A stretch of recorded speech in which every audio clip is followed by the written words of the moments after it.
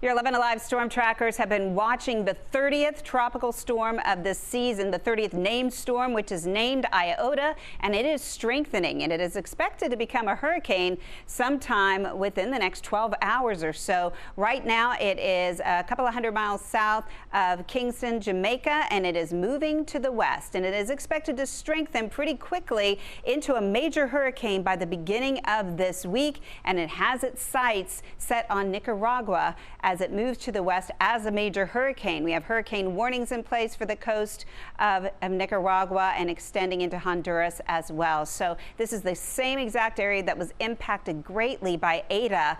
Over 120 people at last count had lost their lives due to flooding and flash flooding and mudslides as Eta moved through, and now Iota is heading in their direction as well.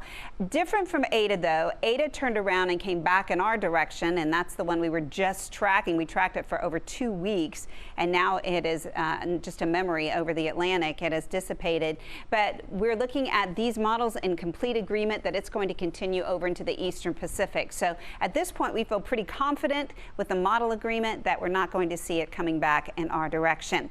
We are still watching Theta, though, believe it or not. Yes, it is still a tropical storm far off in the eastern Atlantic, right off the African coast, and it's going to start taking more of a northerly curve heading towards Portugal and Spain as we head into the beginning of the week. So right now, of course, not an impact to us at all in the U.S., and it never has been a threat to us, but it will be for Western Europe.